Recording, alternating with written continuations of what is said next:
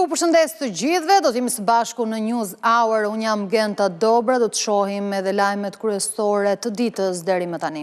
Policia çon në SPAK Edi Palokën dhe djalin e Fari Balliut. Ata akuzohen se sulmuan gazetarët gjatë protestës së premtes. Dy demokratët penguan median për të bërë punën e tyre duke sulmuar gazetarët pas humbjes së thellë në zgjedhjet e 11 maj, duke mos e gjetur shkakun brenda partisë apo strukturave, por tek gazetarët. Pritet nëse prokuroria e posaçme do të hapë ose jo një hetim për këtë çështje. Policia ka referuar në SPAK materialet në lidhje me një kallëzim që është bërë ndaj Edi Palokës dhe djalit të Fari Balliut. Ka qenë denoncimi pranë komisariatit numër 3, i një prej gazetarëve prezente gjatë protestës së Partisë Demokratike më 16 maj në bulevardin e Ri, kur demokratët shpërthyen ofendimet e gazetarëve, të cilët po raportonin nga terreni. Siç duket edhe nga pamjet e Edi Paloka, djali Fari Balliut po edhe demokratë të tjerë kanë fyrë shtyrë dhe kanosur gazetarët. Një prej tyre ka denoncuar dy demokratët pasi ata e kanë kanosur me fjalë për shkak të detyrës. Ashtu siç edhe u transmetua, demokratët dolën në protestë, por ata penguan gazetarët për të raportuar. Mes tyre dhe gazetarja e cila më pas i është drejtuar komisariatit numër 3 me një denoncim, por për shkak të kompetencës, dosja është përcjell SPAK-ut për veprime të mëtejshme hetimore. Prej ditësh deputet dhe drejtues të Partisë Demokratike kanë fyer, sulmuar dhe anatemuar mediat dhe gazetarët pas humbjes së zgjedhjeve parlamentare. Agentët e BKH kanë kontrolluar banesën e Elvis Roshit në Kavaj në kuadër të hetimeve për korrupsion në zgjedhje. Kushëriri ish kryetarit të Bashkisë së Kavajës kandidoi në zgjedhje në listën e Partisë Demokratike. Me urdhër të SPAK, gjatë kontrolleve janë sekuestruar celular, fatura, kupona nafte dhe një listë me zgjedhës, këqyrje të cilëve do të ndihmojë hetuesit e krimeve zgjedhore. Operacione të ngjashme me urdhër të SPAK ka pasur në disa qytete të vendit. Prokuroria e posaçme ka ushtruar kontroll banese dhe kontroll personal ndaj ish kryebashkiakut të Kavajës, Elvis Roshi, me dyshimin se ka kryer veprën penale të korrupsionit në zgjedhje. Sipas policisë, gjatë kontrollit të ushtruar 50-vjeçarit u bllokua telefoni celular dhe në një ambient në pronësi të tij u gjetën dhe u sekuestruan fatura, kupona nafte dhe lista zgjedhësish. Policia thot se kontrolle janë ushtruar edhe në banesat e 5 personave të tjerë të dyshuar për korrupsion aktiv në zgjedhje. Orges Sinella, 38 vjeç, Tak Roshi, 44 vjeç, banues në Kavaj, dhe Tauland Hasa, 35 vjeç, banues në Sherret të Durrësit. Policia thot se ju sekuestroi telefona celular, ndërsa Mirel Sinella, 37 vjeç, banues në Kavaj, policia thot se i sekuestroi një DVR, kupona nafte dhe një pistolet manovër. Hetimet po ndiqen nga prokurori posaçëm Edvin Kondili. Deri tani nuk ka persona të ndaluar, ndërsa ka dyshime se personat e dyshuar janë të përfshirë në korrupsion zgjedhor. Më herët prokuroria e posaçme në kuadër të hetimeve për krimet zgjedhore ushtroi kontrolle edhe në Sharkun e Shkodrës dhe sekuestroi edhe celularin e kryebashkiakut të Vaut të Dejes, Kristian Shkreli, me dyshimin se ka kryer korrupsion në zgjedhje. Po kështu kontrolle janë ushtruar edhe te disa mbështetës të Partisë Social-Demokrate. Numrimi i votave të Greqisë ka përfunduar plotësisht për disa qarqe, përfshirë këtu Vlorën, Elbasanin dhe Beratin, ndërkohë Partia Socialiste ka konfirmuar edhe mandatet e marra. Vion me ritme të ulta numërimi sa i takon qarkut të Korçës dhe Gjirokastrës, ndërkohë vion e fortë gara për kandidatët. Do të shkojmë në një komunikim të drejt për drejt me kolegun Andon Kello që vion të ndjek këtë proces të numërimit të votave nga Greqia.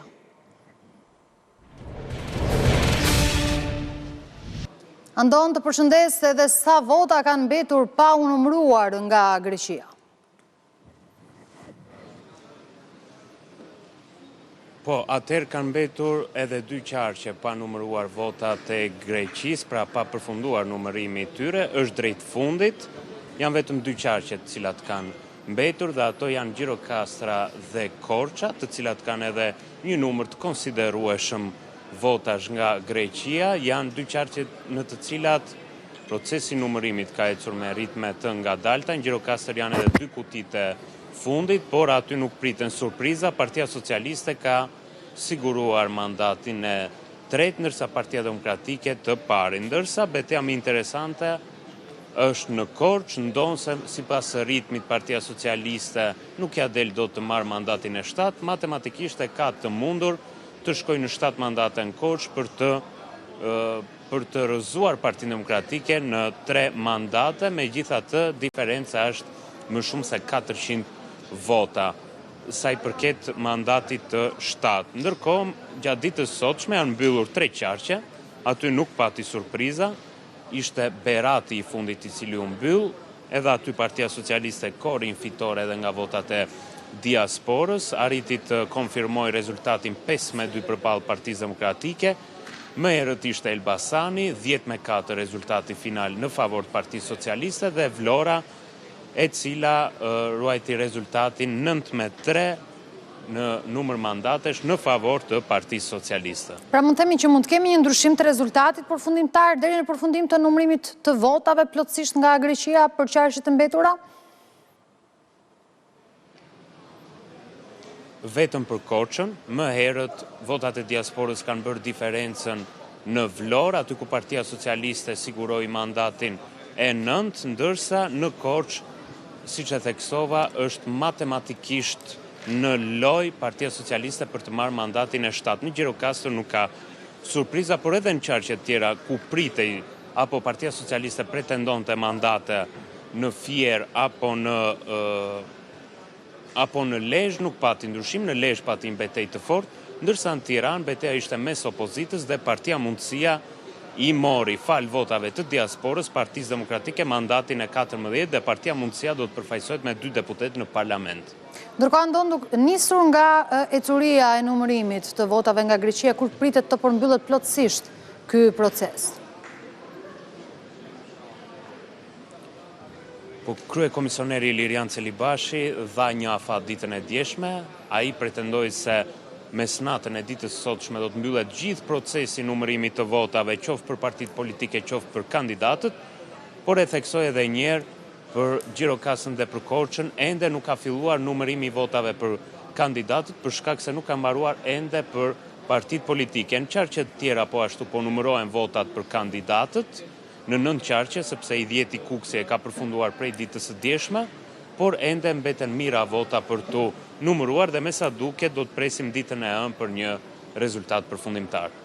Ndërkohë ndonë ka patur një reagim nga qelia nga ana e kreut Partisë së Lirisë, Ilir Meta, çfarë thuhet në këtë reagim?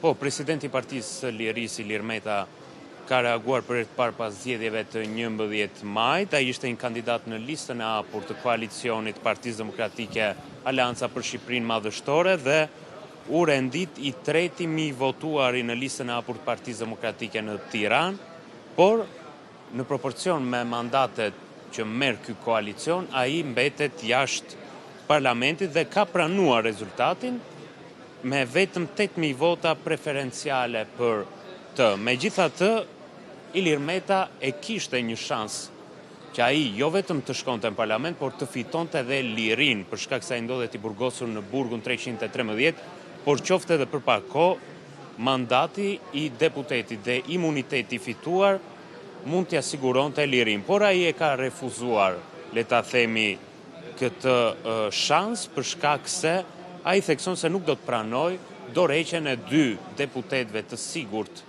Tedi Blushit dhe Erisa Xhixhot, që do të sakrifikoheshin për t'i dhënë mandatin fillimisht Ilir Ali Mehmetit dhe më pas Ilir Metës dhe ky i fundit të lirohej. Sipas tij, fajtor është marrëveshja e vitit 2008, kur le ta themi kur sistemi zgjedhor ndryshoi në lista të mbyllura, por kujtojmë se në atë kohë ai sistem u implementua me Sali Berishën kryeministër dhe Edi Ramën lider të opozitës, por sot Ilir Meta është aleat me Sali Berishën dhe Sali Berisha pati një tentativë për ta vendosur Ilir Metën në listë të sigurt, çfarë nuk do e çonte Ilir Metën në këtë situatë, por do të fitonte menjëherë mandatin dhe lirin. Megjithatë, kjo duket një këmbgulje e vet Ilir Metës, që jo vetëm pranon rezultatin, por tashmë pranon dhe burgun. Andon Kello, të falenderoj shumë për gjithë raportimin e drejtë për drejtë.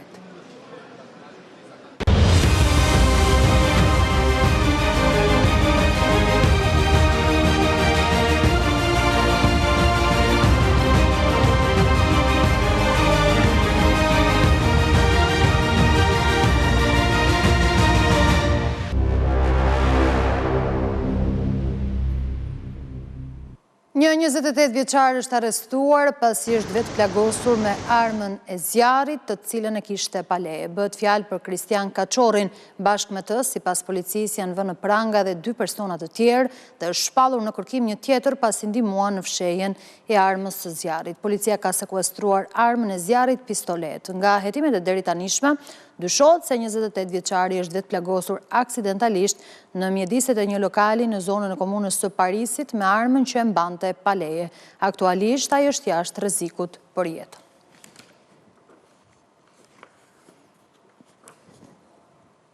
Një 32 vjeçar nga Saranda është arrestuar pas një operacioni të policisë greke të Athinës gjatë kontrolleve në banesën ku jetonte shqiptari Konstantin Esturi, 32 vjeç, bashkë me një grek, 29 vjeç, policia gjeti dhe sekuestroi një armë zjarri automatik me 9 fishek, një elek antiplumb, 5 fishek, një çift targash false, kartë identiteti greke false, 2 vula zyrtare, 4 vula biznesi, 3.6 gram kokainë, 27 gram marijuan, 2 peshore dhe 16 grirës marijuane, si dhe 2 laptop. Policia greke po heton arsyet se pse 2 të dyshuarit mbanin armatim dhe dokumenta false në banesë. Konstantin Esturi është një person me precedent penal në Shqipëri. Është arrestuar në Sarandë në vitin 2014 për vjedhjen e 360 litrave naftë të gjeneratorit të një kompanie telefonike, ndërsa në vitin 2023 u arrestua po në Sarandë duke drejtuar një automjet tip BMW të dyshuar si të vjedhur në Spanjë. Gjatë kontrollit të makinës u gjet një sasi lëndësh narkotike, marijuan.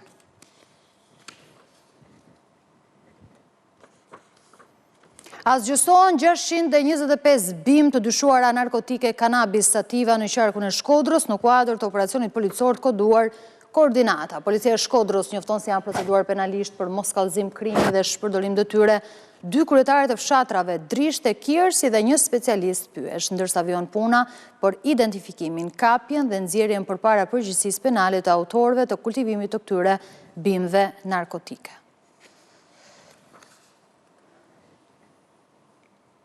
Një 4 vjeçare ka ndëruar jetë në fshatin Suk 2 të Roskovecit, sipas policisë dyshohet se një prej mureve rrethuese të banesës së saj është shembur dhe ka zënë poshtë të miturën. Ngjarja ka ndodhur mes ditën e së dielës. Grupi hetimor po punon për zbardhjen e rrethanave të plota të ngjarjes.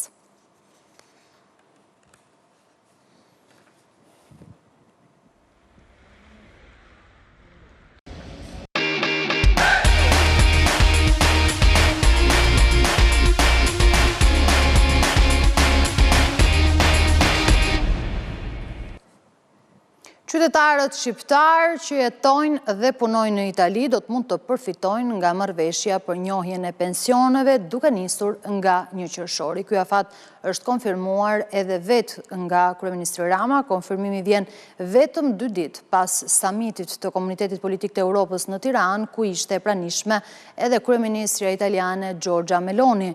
Nga marrëveshja për pensione do të njihet e drejta rreth 500.000 shqiptarë. Njohja e pensioneve me Italinë do të nisë zbatimin në 1 qershor. Nga kjo marrëveshje përfitojnë mbi 500.000 shtetas shqiptar që punojnë dhe jetojnë në Itali dhe rreth 4.000 shtetas italian, të cilët do të sigurojnë bashkimin e periudhave kontributive, duke bërë të mundur që asnjë vit pune të mos humbas. Kjo është konfirmuar edhe nga Kryeministri Edi Rama me anë të një postimi. Motra solli në Tiranë dokumentin final të procesit të gjatë ligjor mbi zbatimin e marrëveshjes së pensioneve me Italinë, që do të thotë se nga 1 qershori 2025 shqiptarët e Italisë do të nisin të përfitojnë nga kjo marrëveshje kuptim plot për nivelin e ri të marrëdhënieve mes Shqipërisë dhe Italisë. Përmes marrëveshjes do të mbulohen pensionet e pleqërisë, sigurimet për përfitimet nga sëmundjet, si dhe sigurimi për papunësinë për shqiptarët që jetojnë në Itali, ashtu edhe për shtetasit italian që jetojnë e punojnë në Shqipëri dhe derdhin kontributet e tyre këtu. Përfitues vetëm në vitin e parë të zbatimit të marrëveshjes për njohjen e pensioneve, parashikohet që të jenë 1387 persona dhe kjo do t'i kushtoj buxhetit të Italisë rreth 12 milion euro. Për të marrë një pension në Itali duhen minimalisht 20 vite punë, ndërsa në Shqipëri duhen minimalisht 15 vite. Me këtë marrëveshje të gjithë ata që nuk plotësojnë kushtin minimal të viteve të punës kanë mundësi të përfitojnë sepse vitet e punës mund të bashkohen. Jared Kushner, investitori amerikan që ka në plan një projekt gjigant turistik në Sazan, thot se Shqipëria është një vend i sigurt për investime. Në forumin ndërkombëtar ekonomik në Tiranë, dhëndri presidentit Trump tha se projekti i tij për të ndërtuar një resort në ishullin më të madh shqiptar mundsohet fal klimës së mirë për të bërë biznes në Shqipëri. Kushner i quan kryeministrin Rama një lider të zot që dëshmon se çfarë mund të bëjë një artist me një vend.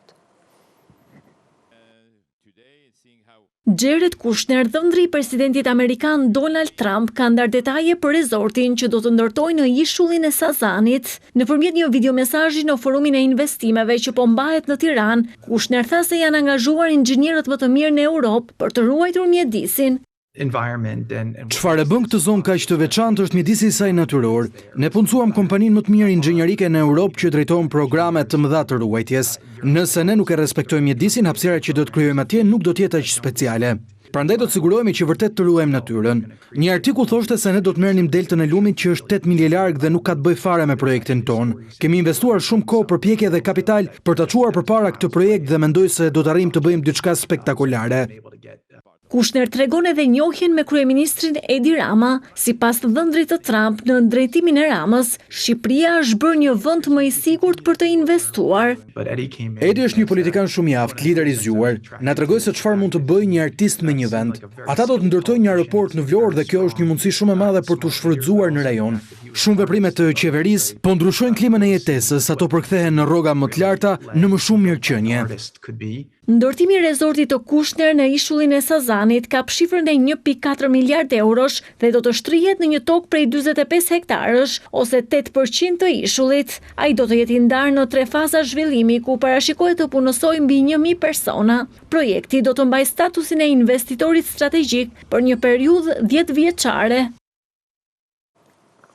Pas dhëndrit të Trump, është media prestigjioze Washington Post, e cila i rekomandon amerikanëve Shqipërinë si një ndër atraksionet ideale për verën e këtij viti. Vendi ynë krahasohet me Kroacinë, Italinë dhe Greqinë, jo vetëm për bukuritë natyrore, por dhe çmimet e përballueshme që vendi ofron. Ndërkohë që pritshmëritë janë të mëdha për këtë sezon veror, turoperatorët kanë deklaruar se presin rreth 14 milion turistë të huaj përgjatë këtij viti. Shqipëria është një ndër destinacionet e duhura për pushimet e kësaj vere.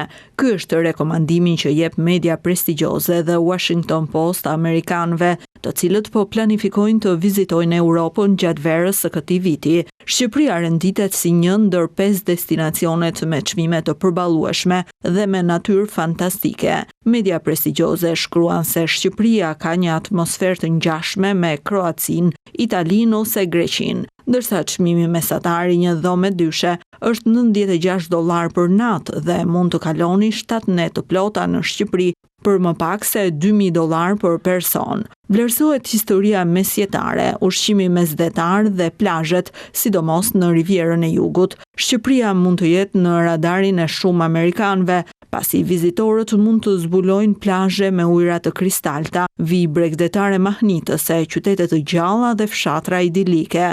Vlerësohen veçanërisht qyteti i Shkodrës ku mund të përjetohet momenti mbretëror në kështjell ose Dhërmiu për një qëndrim të qetë në plazh. Gjatë këtij viti, numri i turistëve amerikanë që kanë vizituar Shqipërinë ka pasur një rritje të konsiderueshme. Sipas të dhënave zyrtare, rezulton se në periudhën janar-shkurt në vend kanë hyrë rreth 12.600 shtetas amerikan, ose 23% më shumë nëse e krahasojmë me të njëjtën periudhë të një viti më parë, ndërkohë që pritshmëritë janë edhe më të mëdha për periudhën e verës. Sipas vlerësimit të turoperatorëve, vendin pritet që ta vizitojnë rreth 14 milion turistë të huaj, ndërsa pjesa më e madhe e strukturave akomoduese është prenotuar paraprakisht.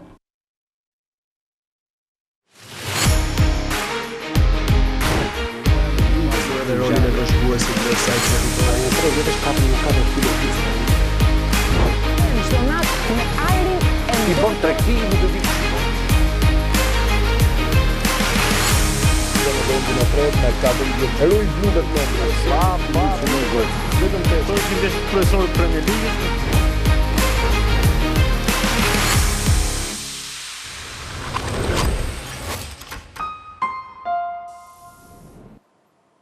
Papa Papa Leoni 14 mori zyrtarisht detyrën dhe mbajti meshën e parë publike në sheshin e Shëmpjetrit në Vatikan. Para mira besimtarve, Ati i Shenjtë mori simbolet që shënojnë detyrën e tij, si veshja tipike e bardhë dhe unaza e peshkatarit. Ati i Shenjtë bëri thirrje për ndërtimin e një bote të re ku të mbizotroj paqja. Në Vatikan, për të ndjekur ceremoninë, ishin zyrtarë të lartë nga shumë vendet botës. Shqipëria, ndërkohë, u përfaqësua nga presidenti Begaj, ministri Igli Hasani, por dhe delegacionet fetare.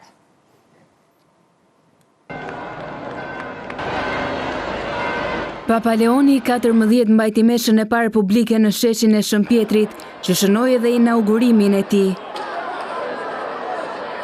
Papa i parë Amerikan bërriti në Vatikan me automjetin që përdoret nga kreu i Kishës Katolike dhe u prit me brohoritje nga mira besimtar që ishin mbledhur për të ndjekur ngjarjen. Në fjalën e tij, Ati i Shenjtë bëri thirrje për dashuri dhe unitet. Ai theksoi se autoriteti i Kishës duhet të jetë i rrënjosur në bamirësi dhe jo në propagandë fetare ose me anë të pushtetit. Në këtë kohë ne ende shohim shumë mosmarrveshje, shumë plagë të shkaktuara nga urrejtja, dhuna, paragjykimet, frika nga ndryshimi dhe një paradigmë ekonomike që shfrytëzon burimet e tokës dhe marginalizon më të varfrit. Ati i Shenjtë përsëriti thirrjen e tij për të dhënë fund konflikteve në botë me një paqe të drejtë dhe të qëndrueshme. Teksa Papa vazhdonte thirrjen e tij, mira njerëz në sheshin e Shëmpjetrit shtrënguan duart si një shenjë paqe dhe solidariteti. Pas ceremonisë, Papa Leoni u takua me liderët botror dhe me presidentin Ukrainas Volodymyr Zelenski, vendi i cilit është prej 3 vitesh në luftë. Shërbesa e 18 majit ishte e pasur me simbolik.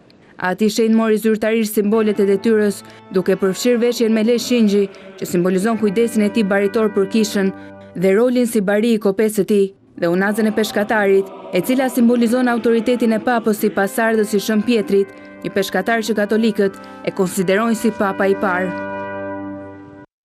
Midis të pranishmëve në liturgjinë 2 orëshe të së dielës ishin zvendës presidenti amerikan J.D. Vance, sekretari i shtetit Marco Rubio, presidenti i Ukrainas Volodymyr Zelenski dhe presidentja e Perus Dina Boluarte, udhëheqësja e vendit ku Papa Leoni shërbeu si misionar dhe peshkop për disa dekada. Shqipëria u përfaqësua nga presidenti Bajram Begaj, ministri i jashtëm Igli Hasani dhe krerët e delegacioneve fetare. Begaj u takua me Atin e Shenjtë pas ceremonisë dhe e përgëzoi për misionin e tij në ruajtjen e paqes dhe ndërtimin e urave të dialogut në një botë të mbushur me sfida dhe pasiguri.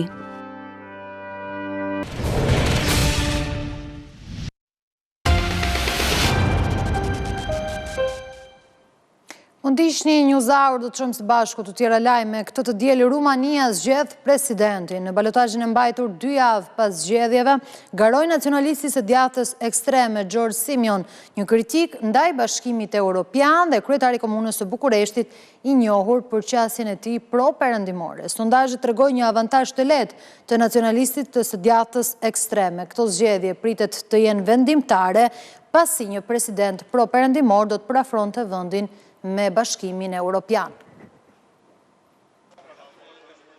Qytetarët e Rumanisë po votojnë këtë të diel në balotazhin e zgjedhjeve presidenciale.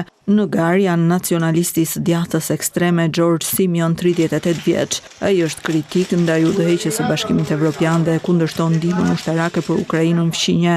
Kryetari centrist i Komunës së Bukureshtit, Nikus Ordan, 55 vjeç, është kandidati tjetër. Ai ka premtuar të luftojë korrupsionin, është fuqishëm pro Bashkimit Evropian dhe NATO-s. Dan ka deklaruar se mbështetja e Rumanisë për Ukrainën është thelbësore për sigurinë e saj përballë kërcënimit në rritje nga Rusia. Një sondazh që u publikua të premten e sheh Dan për herë të parë që nga raundi i parë që të jetë pak përpara Simionit në një garë të ngushtë që do të varet nga pjesëmarrja dhe diaspora e madhe rumune. Rezultati i zgjedhjeve në Rumani mund të ketë ndikim si në ekonominë e dobësuar të vendit, ashtu edhe në unitetin brenda Bashkimit Evropian. Presidenti rumun ka kompetenca të konsiderueshme, përfshirë drejtimin e Këshillit të Mbrojtjes që vendos për ndihmën ushtarake. Ai gjithashtu mbikëqyr politikën e jashtme dhe ka të drejtë të vërë veton për votime në Bashkimin Evropian që kërkojnë unanimitet. Kushdo që zgjidhet do të duhet gjithashtu të propozojë një kryeministër që të negociojë një shumicë parlamentare.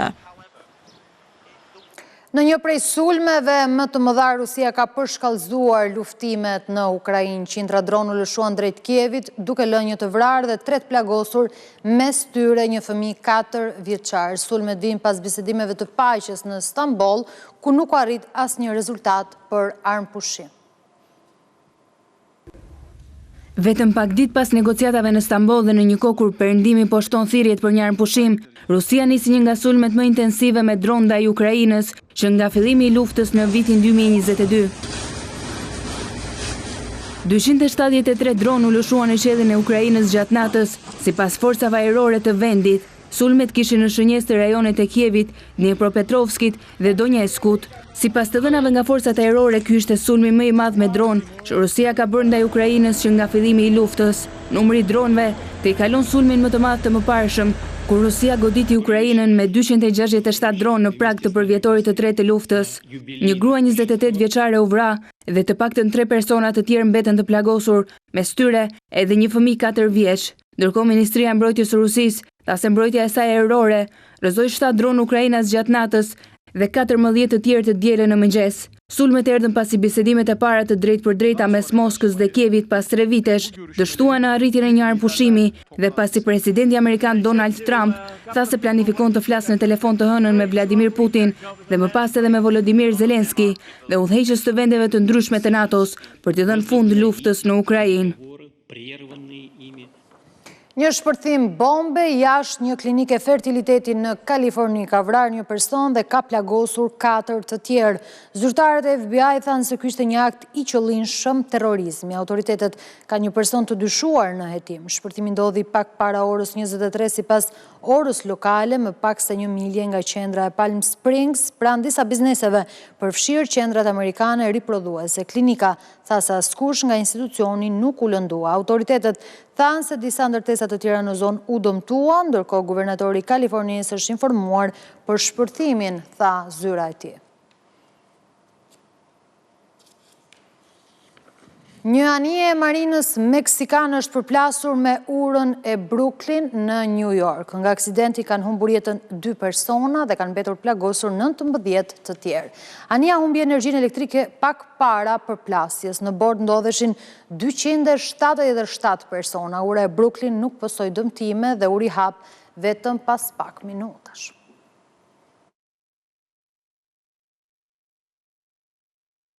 Anija stërvitore me vela e marinës meksikane u përplas në urën e Brooklyn në New York. Policia tha se anija Cuauhtémoc me 277 persona në bord humbi energjinë elektrike ndërsa kapiteni po manovronte, duke i detyruar atë të drejtojë drejt shtyllës së urës. Direkët gjikante anijes prekën urën, ndërsa ajo kalonte në strukturë. Roja bregdetare e New Yorku tha se anija humbi të 3 direkët dhe i gjithë personelin e anije u gjet dhe fatmirësisht askush nuk ishte rënë në ujë. Ura e Brooklyn nuk pësoi ndonjë dëmtim të madh dhe u rihap pas një inspektimi paraprak. Presidentja e Meksikës Claudia Sheinbaum tha se ishte thellësisht e trishtuar nga humbja e 2 anëtarëve të ekuipazhit në aksident. Anija e cila u tërhoq nga vendi i ngjarjes pas përplasjes është 297 metra e gjatë dhe 40 metra e gjerë dhe sipas marinës meksikane lundroi për herë të parë në vitin 1982. Çdo vit ajo niset në lundrim në fund të mësimeve në shkollën ushtarake detare për të përfunduar stërvitjen e kadetëve. Këtë vit ajo u nis nga porti meksikan i Acapulcos me 6 prill, tha Marina. Destinacioni i saj përfundimtar ishte menduar të ishte Islanda. Prej 2 dekadash, 22 vjeçaria nga Berati përballet me talaseminë. E reja tregon vështirësitë të cilat ndesh. E varur nga gjaku i dhuruar, çdo muaj ajo duhet të shkojë në spital për të marrë gjak. Teja Kaja sot është 22 vjeç dhe prej më shumë se 2 dekadash jeta e saj varet nga gjaku i dhuruar. Sapo kishte mbushur 1 vjeç kur prindrit e saj mësuan se sëmundjen e talasemisë ja kishin trashëguar edhe të bijos. Moshën 1 vjeç e marrë vesh që kam drepanocitozë. Babi ka qenë mbartës talasemisë, se mami e drepanocitozës. Vllai është i shëndetshëm, so kam lindur me probleme. Që prej asaj dite kanë kaluar 21 vite dhe Teja është detyruar të paktën një herë në muaj të marrë gjak. Marr gjak çdo 3 javë ose 4 javë në varësi të hemoglobinës si e kam, mund të jetë 9, mund të jetë 8. 22 vjeçarja nga Berati, studente në vitin e 3 për psikologji, tregon vështirësitë me të cilat përballet çdo ditë të jetës. Është e vështirë sepse kam takikardi, raje zemre, gjenet fikti. Ku jam pa marrë gjakun, më bie të fikët, marrë mendsh. Nuk ndiej mirë. Mungesa e informacionit në shoqëri për sëmundjen e talasemisë ja ka vështirësuar më shumë jetesën 22 vjeçares. Ajo thotë se shpeshherë është ndjerë edhe paragjykuar. Në gjimnaz po, kam qenë e paragjykuar sepse jam me anemi, me talasemi, dhe nuk e kemi kupton gjimnazistët që ti ke një problem shëndetësor, dhe kam gjithmonë e paragjykuar në shkollë, nësa tani fakultet është më ndryshe, se janë të gjithë të rritur, e dinë çfarë është anemia. Ndonë se nuk e sheh si pengesë talasemin për të gjetur shpirtin binjak, ajo i friksohet planifikimit familjar në të ardhmen. Nuk e shikoj problem për të krijuar familje, por është problemi nëse dhe partneri im do jetë mbartës i talasemisë, atëherë mund të krijoj problem për fëmijën. Nëse do lidhe me një djalë dhe ai do e kuptoj situatën time, do ndisha mirë kuptuar, sepse ne kemi dhe raste këtu që vajzat janë ndarë nga i partneri i tyre sepse thjesht kanë qenë me talasemi. Nëse nuk je vetë nuk e kupton ç'është talasemia, thot Tea, ndërsa ka edhe një mesazh. Kanë besim te vetja atyre që me çdo gjë mund t'ja dalësh. Ne kemi plot garanie dhe jeta është një garë. Duhet të jetuar me gjithë vështirësitë që kemi, qoftë fizike, qoftë psikologjike, qoftë mendore. Me një shembull ndryshe nga bashkëmoshatarët e saj, 21 vjeçaria nga Saranda ka zgjedhur të studiojë zooteknik, një nga degët më pak të kërkuara në Universitetin Bujqësor. Ajo tregon se as familja nuk e mbështeti, por ajo vendosi të studiojë për pasionin e saj për ta kthyer në profesion. Teksa shumë të rinj preferojnë më shumë profesionet që lidhe me teknologjinë apo ato që u mundsojnë zhvillimin e shpejtë të karrierës, Klara Çaparo zgjodhi një rrugë tjetër. 21 vjeçaria nga Saranda studion zooteknik në Universitetin Bujqësor të Tiranës. Pasionin për këtë degë e ka kuptuar që në fëmijërinë e hershme. Kam pasur një dashuri të madhe për kafshët, dhe jo vetëm për kafshët e shoqërimit, po edhe për kafshët e fermës. Zakonisht muajt e verës shkoja në fshat të Gjyshit, në Konispol, dhe aty kam pasur gjithmonë kafsh. Gjithmonë kam dashur një profesion kushtuar kafshëve, sepse them që është më mirë të merresh me to.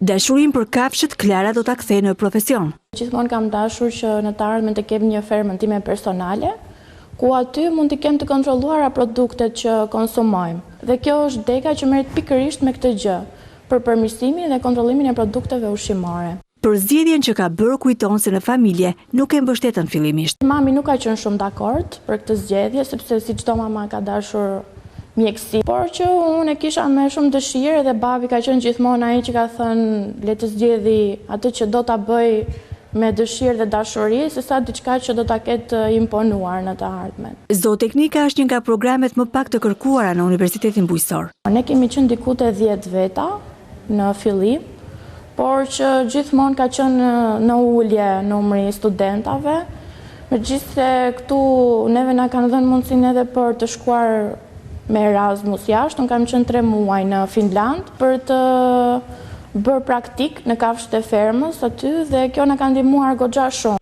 Një ditë mësimi për studentën e vitit të parë master kalon nga auditorët, ku merr njohuri teorike dhe më pas në stalla dhe ferma të ndryshme. Një prej tyre ndodhet pranë fakultetit të saj në kampusin universitar. Në këtë fermë, Klara dhe studentët e tjerë kryejnë praktikat mësimore për kujdesin dhe ushqyerjen e kafshëve. Ne zakonisht marrim këto pjesët nga ushqimi dhe i analizojnë në laboratorin që kemi tek Universiteti jonë i zooteknisë, dhe shohim domethënë se çfarë përbërje ka, si është përqindja e koncentratit e vitaminave, energjisë, yndyrës, të këto ushqime që lopët konsumojnë. Këto janë duke konsumuar jonç, është e përzier, e thatë dhe e njom. Është një ushqim i zakonshëm për gjethin që e ka si kryesore, domethënë. Edhe pse zooteknika prej dekadash është më pak e kërkuara, Klara sjell një shembull ndryshe për bashkëmoshatarët e saj. Në një kohë kur bujqësia dhe blegtoria janë ndër sektorët kryesorë të ekonomisë në vend dhe nevojat për specialist janë të mëdha. Ishte gjithçka për News Hour. Të tjera lajme nga vendi, rajoni dhe bota i ndiqni duke klikuar në faqen tonë zyrtare bcnews.al, po ashtu informoni në kohë reale dhe në valët e radios në frekuencën 105 FM. Unë ju falenderoj shumë për vëmendjen, bashkë do të ndahemi këtu.